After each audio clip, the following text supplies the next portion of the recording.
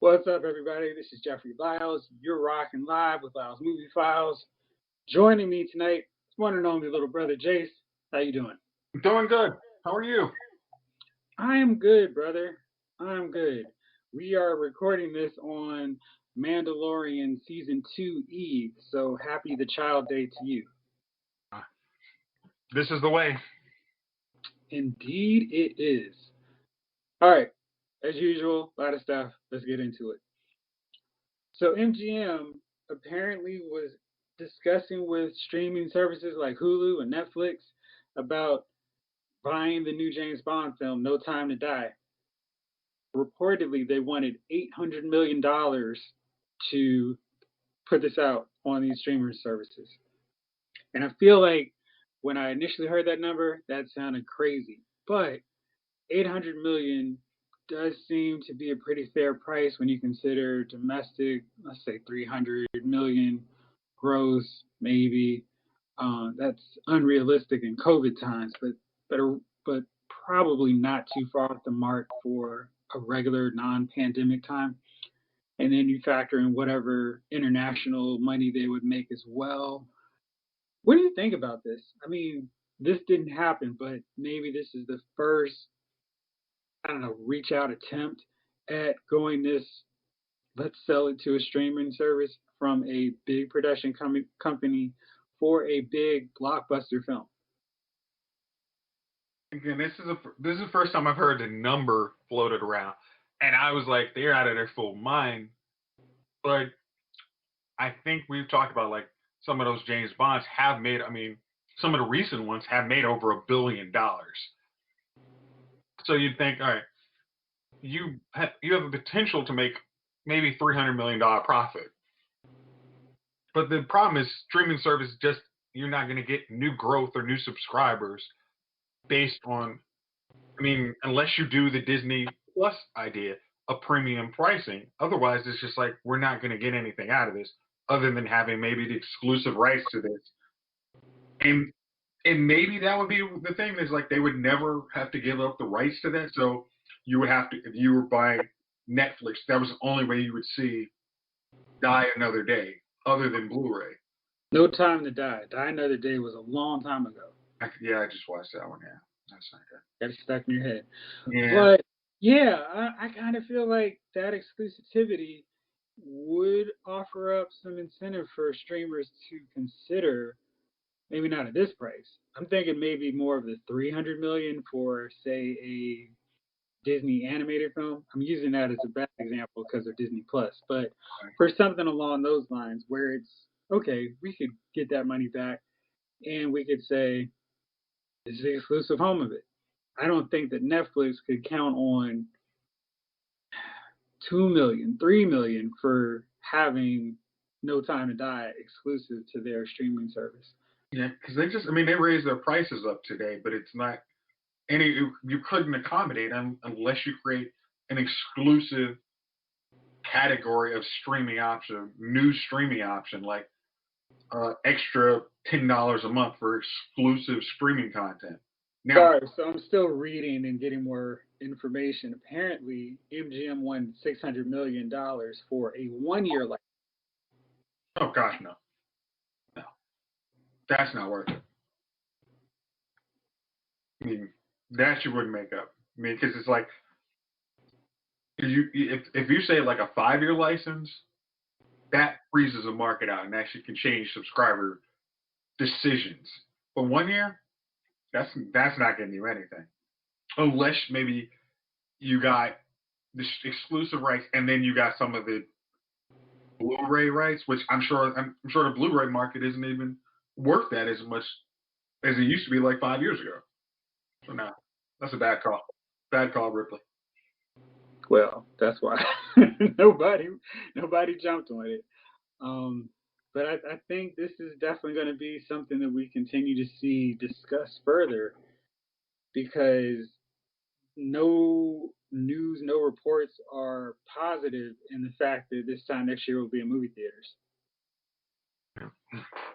I mean, the fact you got 90,000 people in the U.S. getting the virus today, it's like, I'm thinking even with the number, I mean, the numbers are just going to keep freaking people out.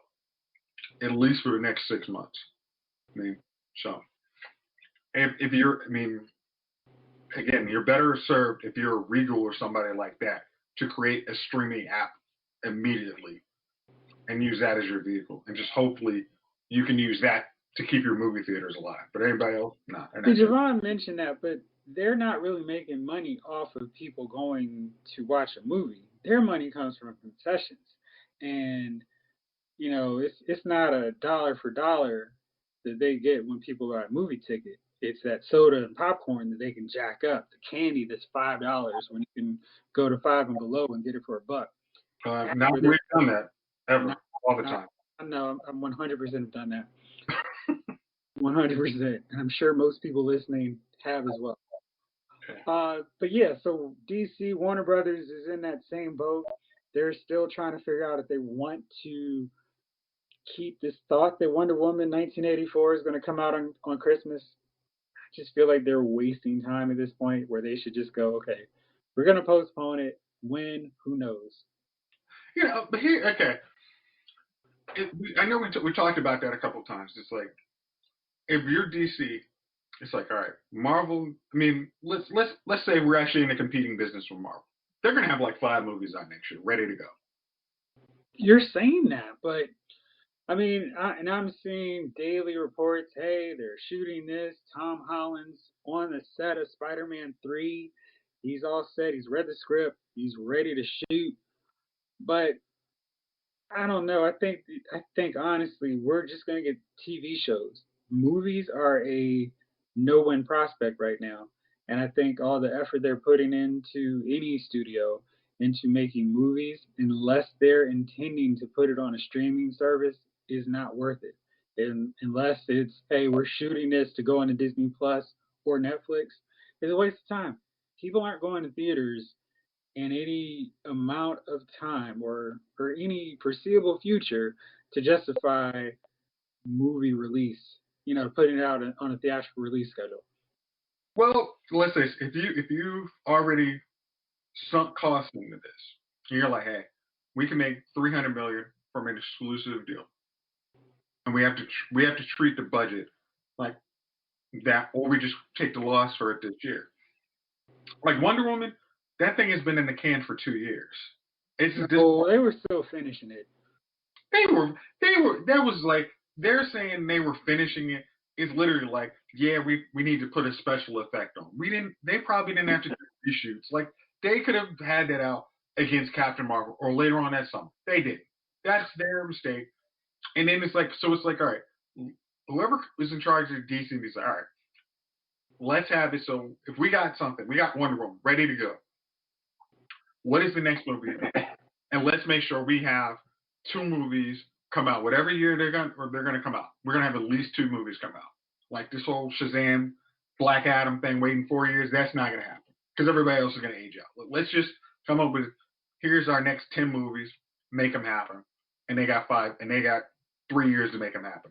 Now come up with. Don't think they know when they're gonna be able to get to theaters, which is why I think it's a fool's errand to go, okay, we're shooting, and I get that it makes sense to shoot these films while you have the ability to do it. But I mean, they could be shooting Spider-Man 3 and it not come out till 2023.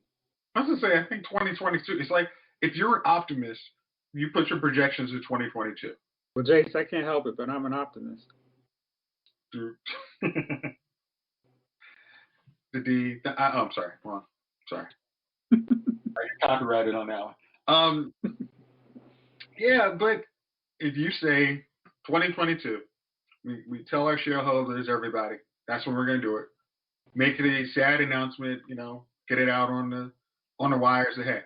We're shooting stuff just to keep, for our actors to look the same age and not have to use CGI to de-age. But we're going to shoot as much stuff as we can, and then we will release them when it's safe for people to come out. Gosh, that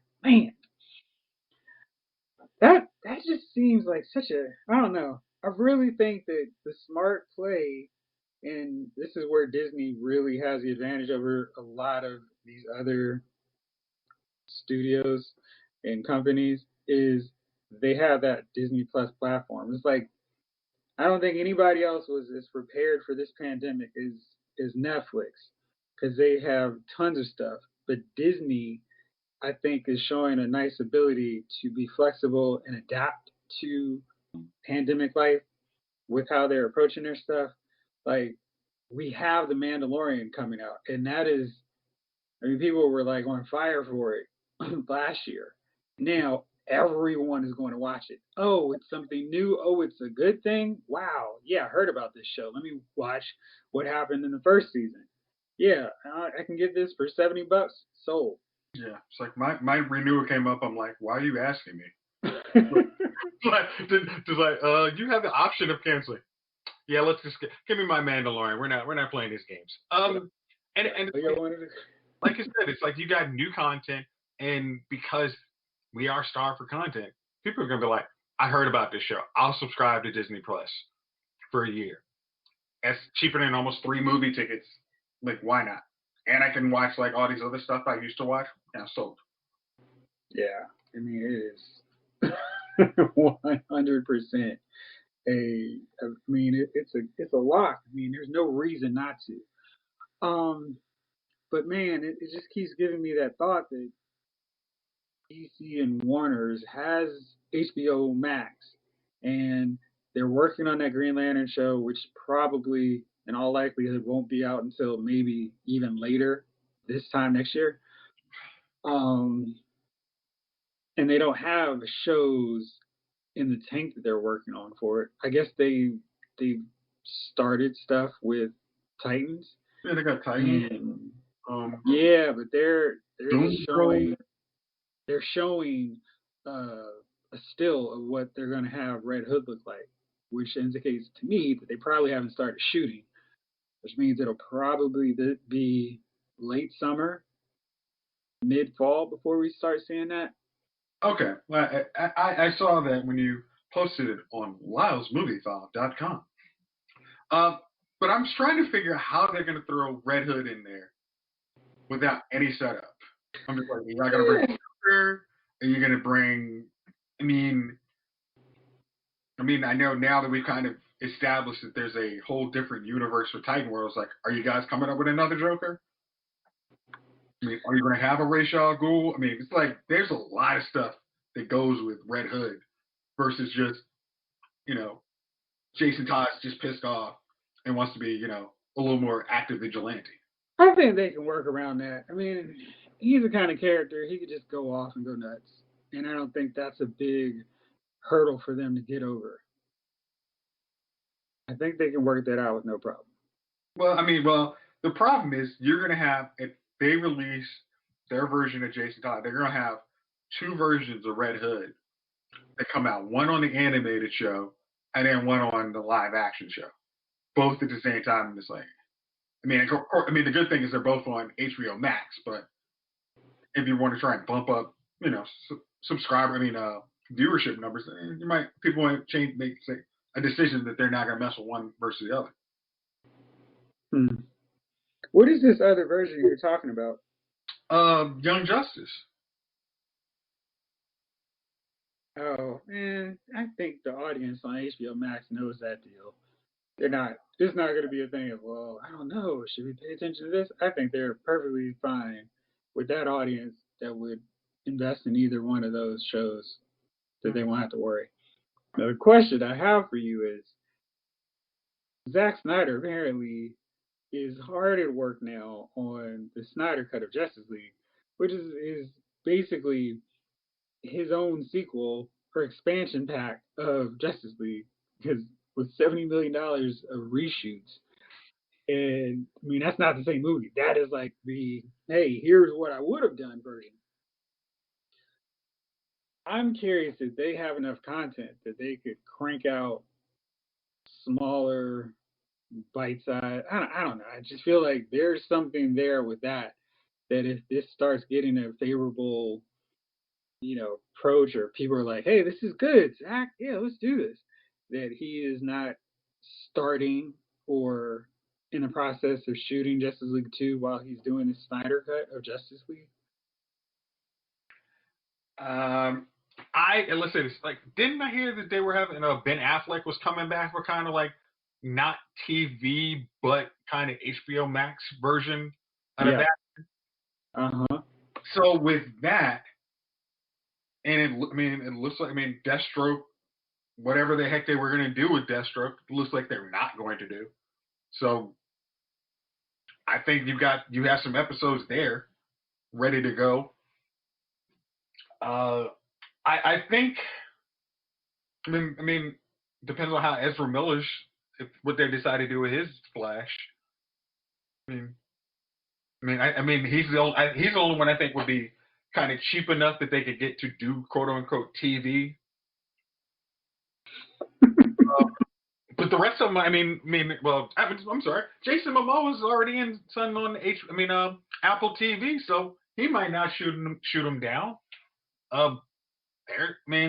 Especially if these other shows are going to be like, movies are going to be like 5 years off before they decide to do sequels. They might be like, hey, I'll take a paycheck. Like, I'm good with that. Yeah. Real interesting here. All right, so we mentioned the Mandalorian season 2 is coming out tomorrow, probably today by the time you're listening to this. But what are you hoping and expecting to see out of this season 2? There's been a million rumors about a gazillion characters who could show up, including Boba Fett, Ezra Bridger, Ahsoka. A ton. What do you want to see? Well,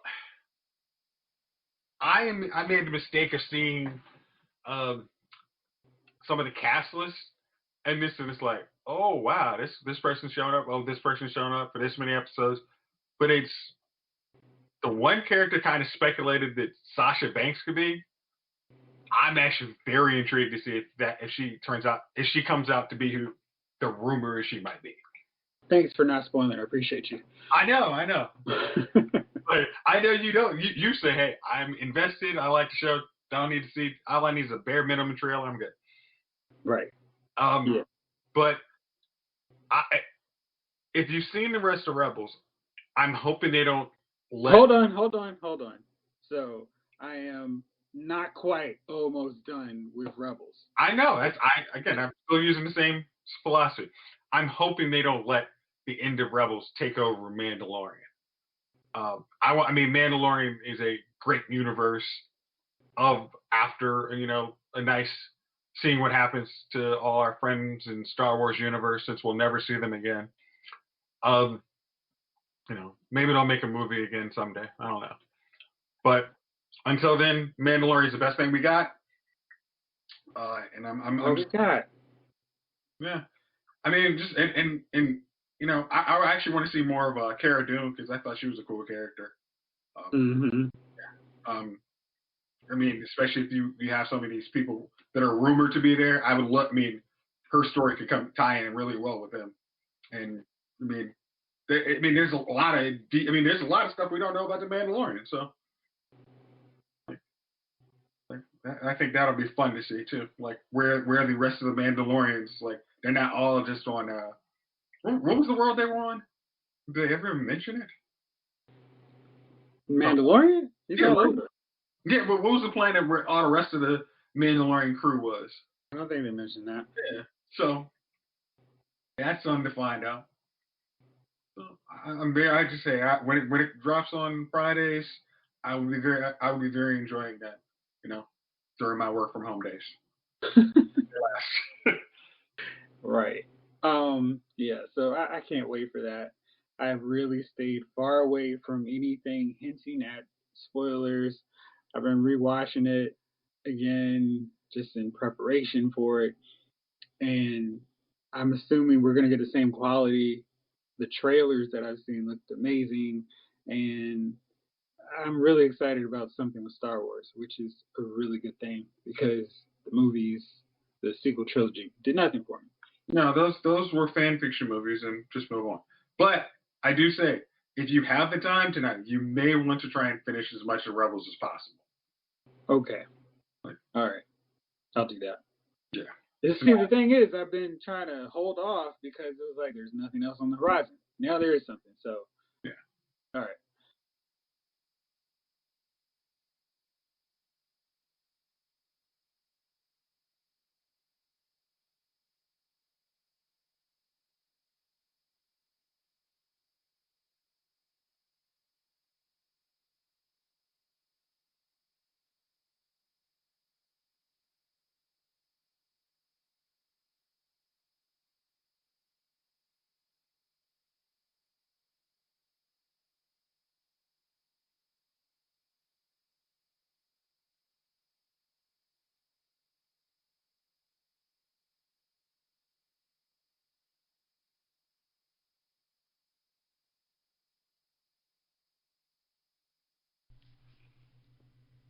Hey, everybody. In the grand tradition of misery and other shut in horror films, we've got a special Halloween treat for you. The terrifying suspense thriller Spell, starring Omari Hardwick from the TV show Power, and Loretta Devine, is premiering at home today. Marquise, played by Omari Hardwick, awakens from a plane crash imprisoned by a mysterious woman practicing hoodoo magic. He desperately tries to break free to save his family from the sinister rituals that await. Buy or rent Spell today on digital. Rated R from Paramount Pictures. You don't have to buy it though, because lucky listeners right now can get free digital passes to check out the movie at home today. All you got to do is go to Lyle's Movie Files or email lylesmoviefiles@gmail.com to get your free passes today. This movie looks a lot of fun, and I know we're all kind of stuck at home right now, can't go over friends' houses and do a big scary movie marathon, but might be the next best thing. Spell looks like a lot of fun. Check it out. Get your passes today from Lyle's Movie Files and Paramount Pictures. Now back to the rest of the show. So with this new Suicide Squad movie, which is not a reboot, not a remake, more like a continuation with the refocusing of the franchise, James Gunn said he was given the option to kill anyone, including major moneymaker Harley Quinn, which we know is probably just lip service. Like, hey, James, you can kill anybody, including Harley, but Just not do it. Yeah, just not Harley. Just not do it. Seriously. Yeah. The fact that Will Smith isn't, I mean, Eldris is a big star, but it's like, who knows? I mean, he didn't want to stick around for any more Thor movies, so you never know how. I mean, he might be like, yeah, I'll take this paycheck, it's cool, but I'm good getting killed off. I think that flexibility does help the series. Like, well, I think what's really helpful is there's so many loser characters here with this squad. Um, we have a pretty good idea that John Cena's Peacemaker is probably going to make it since he's going to have his own HBO Max series. But everybody else is pretty much fair game beside Harley, and I'd assume Captain Boomerang and Rick Flag. Those are the four characters that I think are protected. Everybody else can get killed without any kind of, oh man, I can't believe they killed him. was Now, I Boomerang? haven't said that. He'll probably, yeah, Boomerang's there. Okay. I recently watched Suicide Squad. I'm like, they barely touched Captain Boomerang. Yeah. I mean, it's like, I mean, if it wasn't for the Flash cameo, I wouldn't have a clue who that dude was. So, uh, but I mean, like, I know when we saw like the DC fandom and they saw like you saw the screenshot of all the characters, like loser, loser. I know his name, loser, loser. So I mean, it's like you could basically come up with a little fun, not ridiculous ways for these guys to die on this mission, and it's gonna be fun.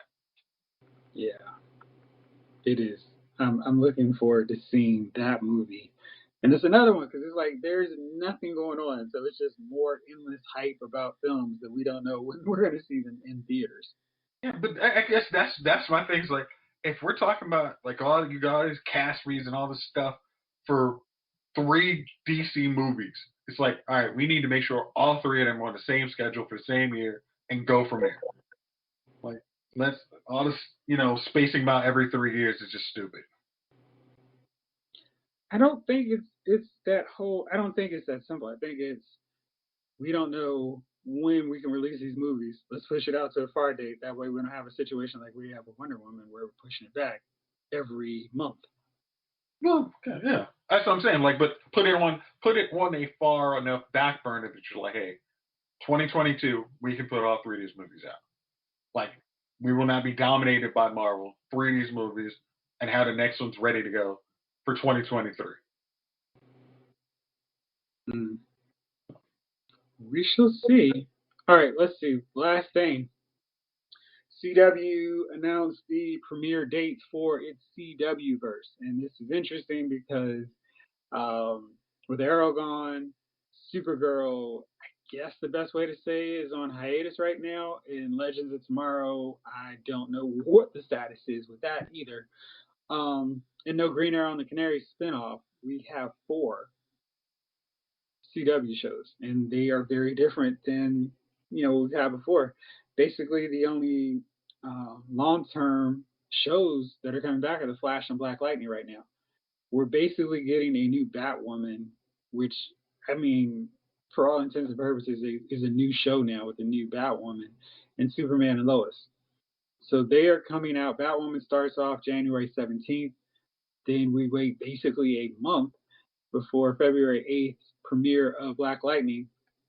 Then you got to wait another couple weeks before The Flash and Superman and Lois debut on February 23rd.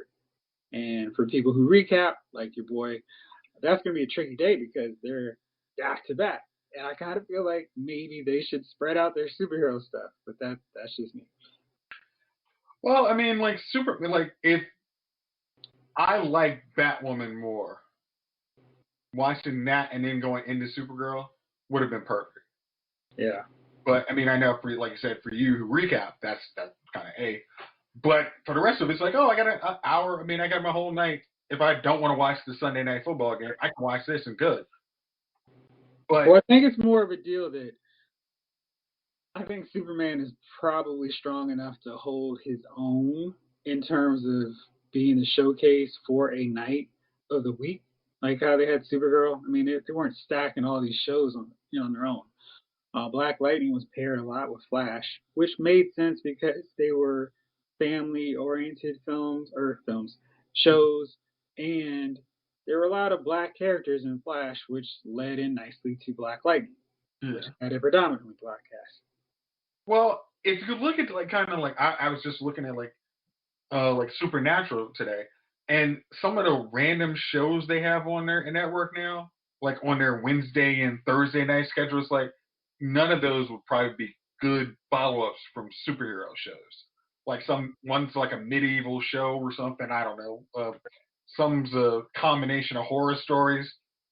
Like none of these seem like after this. Once you finish watching Black Lightning, you should watch Things That Go Up in the Dark. It's like, no, that's not gonna work. It's like this is what we had Supernatural for, but now that's off. I think they do need to kind of consolidate their superhero night. These are our 3 superhero nights, and if you enjoy, you're good to go. I got you. All right. Which of those 2/3 shows that I mentioned that are not currently on the schedule are you looking forward to seeing come back? I am looking forward to seeing Flash come back to finish. Oh no, not those shows. The ones Supergirl, Legends, and Green Arrow and the Canaries. I am looking forward to Flash coming back. No, I mean it's like Supergirl. Again, I'm really hoping they don't. I'm hoping whatever they do, whatever magic they put in a little bubble for the first half of the season, they wrap that up nice and tight and snug and like a little buddy, like little bear, kid's teddy bear, and make that happen. That needs to be the season, because if it goes to the point where the end of the season and that is basically going to be end of the series is trash, I'm always going to have a bad taste on that show. Like they need to figure out, it's like, all right, we are paving way for Superman, but it's like, let's make it look like Kara was the one who paved the way for him, even though that might make some of us eyes roll, but we need to make it kind of a good handoff. I mean, it's like, how are we going to basically have Kara wiped off the board forever and actually treated like, is she going to go to Argo and just say, hey, I'm done with Earth, bye? Or are we going to have her like go to the Legions of Superheroes, where she can actually be with Mon-El for the rest of her life? Like maybe maybe start setting something up like that and it could work a little better. But if they do like kind of how they ended, what was it? I think it was like the season where all the what are the guys where Mon-El's from? Daxamites? Yeah. Yeah, if they ended like that season, I will never watch anymore. I mean, I won't buy the Blu-rays or anything. I was just like, hey, this was recommended for you on Netflix. No dice. I'm hoping they just ended on a good note. And I'm going from there. I feel like that's impossible based off how the last season ended, where Kara was dead wrong and still was made to look like she was in the right, which I had real issues with because I was fully team Lena. Are you going to continue watching this show? So the deal is, I don't really watch this show week to week anymore because it's. I got tired of them trying to bend over backwards to protect Kara, and I was looking. My father-in-law or my in-laws were in town, and my father-in-law has gotten into Supergirl. I desperately tried to get him to watch Arrow and Flash, but he was like watching Supergirl, so we were watching the end of season one and into season two, and I was just like, gosh, they really don't like. If you look at Kara's legacy over what is it, 6 seasons now, she is. They really kind of made her a homewrecker, which is trash to do with your main character. They basically broke her and they broke up James and his wife, and he was like, "Well, I don't care about you anymore, Lucy. I'm all about Kara." And in one episode, she was like, "You know what? I think it's better that we're friends." Okay. And Monel is married, but then, well, it's just a matter of convenience. It doesn't matter. I really want to be with you. And then, well, yeah, it doesn't matter. And it's like, that was terrible. I feel like I'm forgetting another one that was also equally bad. No, well, I mean, we haven't found out William's married and that she takes him away from his wife. So there's still some hope on that front, but just a bad, bad look. Yeah, they make her a. I think what they're trying to do is make her kind of relatable, but the problem is everybody co-signs with all of her faults. Like, oh, don't worry about you breaking up them. It's okay. You go, girl power. It's like I don't even know if it's so much girl power. I just feel like it's the writers don't realize that it's okay for her to be wrong and to own being wrong. Like the whole deal with Lena, where it's like, you know what? I was dishonest with you. I lied to you for a good year, but you need to get over it. That was ridiculous. It's like, that's not how that works.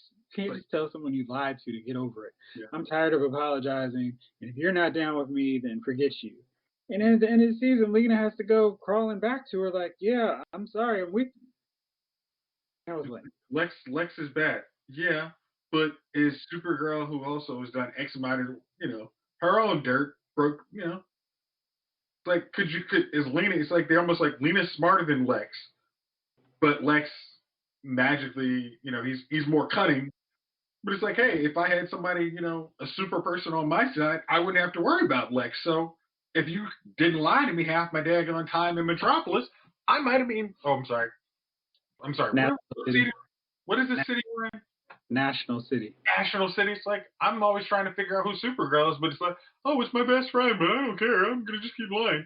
Oh, everybody else knows, but you're a Luther. You're so bad. Oh wait, now you know about it. You're supposed to tell me as soon as you knew about it, like 5 minutes ago.